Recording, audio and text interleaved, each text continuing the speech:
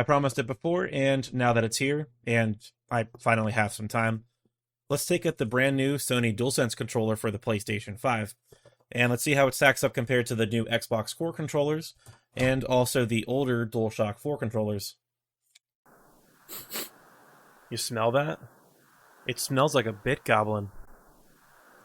I guess I should first knock out the disclaimer that, personally, for last generation, I was partial to the DualShock 4 controller over the Xbox One controller.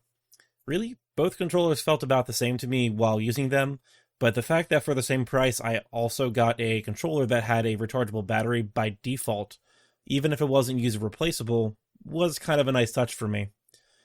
Plus, earlier on, the Linux support for the DualShock controllers was far better by comparison, but this isn't really true anymore as of the last few years, and I would expect this to be somewhat true with the new controllers, even if it takes a few months or so for the new controllers to be supported in your distro of choice.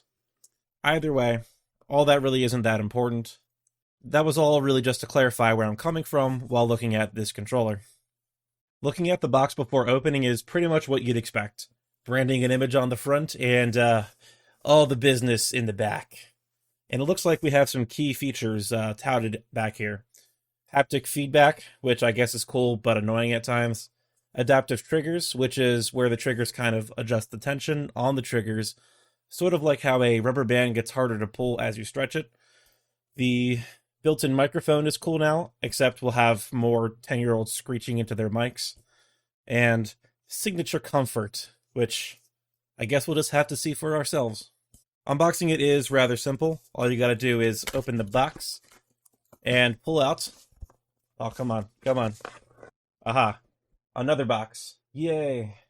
But for real, inside this second box, if I can get this open, is the controller and an instruction manual, of which I would like to point out that the box contents on the side of the outer box literally just says the controller and instruction manual.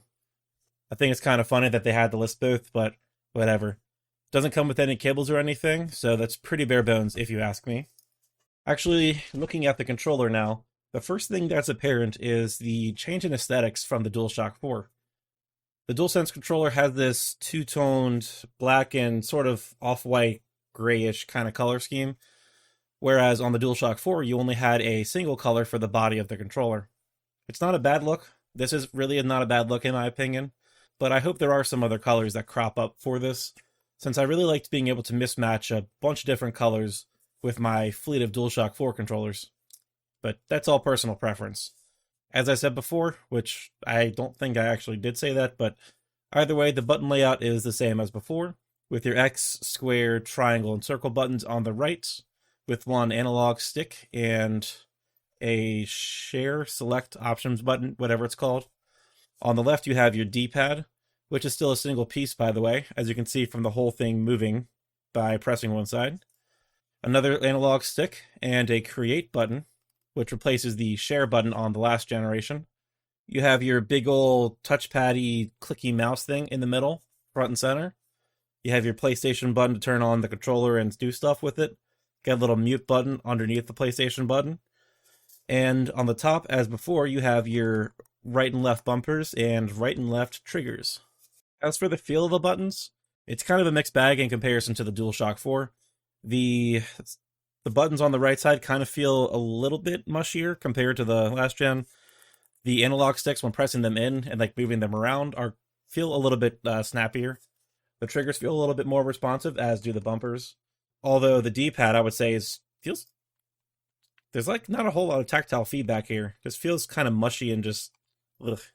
Though I will have to say that just overall holding it just feels a lot nicer in the hands compared to the DualShock 4. Although I will also say that the controller does feel slightly bulkier, so if you have smaller hands, maybe this might not be comfortable for you. Oh, and one more thing to note is that the light that was featured on the top of the DualShock 4 controllers, it was moved to the sides of the touchpad thing. That's not a big difference, but that is kind of nice not having to like flip the controller over just to see if it's connected or not. Other than that, the controller still features the same old 3.5mm jack on the bottom, and yet it now features a USB Type-C port on top of the controller, as opposed to a micro USB port on the DualShock 4 controllers. which again, just like with the Xbox Core controller, I would say is definitely a nice touch. Connecting your controller to your computer is actually pretty simple, and it's actually the same process as the DualShock 4, which is nice to see. You hold down the PlayStation and I guess create buttons at the same time, wait till the light flashes, or double flashes, then go to the Bluetooth settings on your computer, add device, wait till the Bluetooth picks up your wireless controller, click add, and then you're good to go. Other than that, there really isn't a whole lot to say about the controller itself, though one big thing I want to mention about it is actually kind of a huge negative. Sony decided against backwards and forwards compatibility between the PS4 and PS5 accessories and consoles. I'm not sure the reasoning behind this, but it definitely draws an unnecessary line in the sand when the Xbox consoles tout compatibility both forwards and backwards for their accessories. Bummer.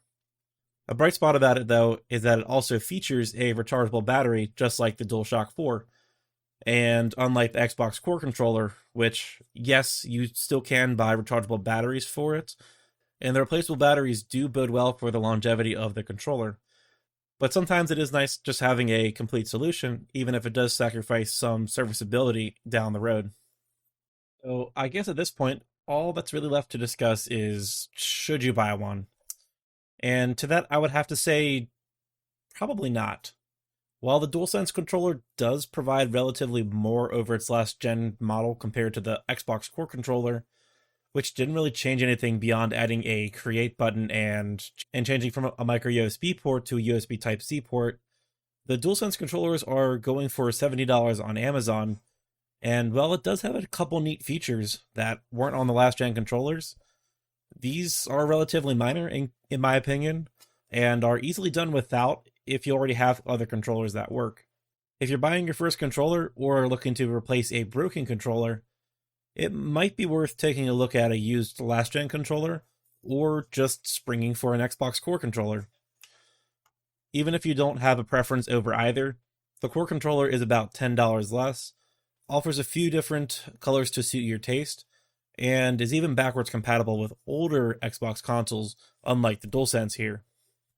Otherwise, if the price is not a factor for you, or you really just want another PlayStation controller, this really is a good controller. It's just for $70, I don't think this is that good of a deal when the Core controller goes for around $60, and old controllers will serve you just as fine as this one will. So yeah, that's it for this one. Like the video and subscribe if you liked it. I really do appreciate it. Let me know in the comment section if there's another controller that you would like me to take a look at, or why I was just completely off base in this video. In the meantime, watch one of the videos down below, and I will catch you in the next one.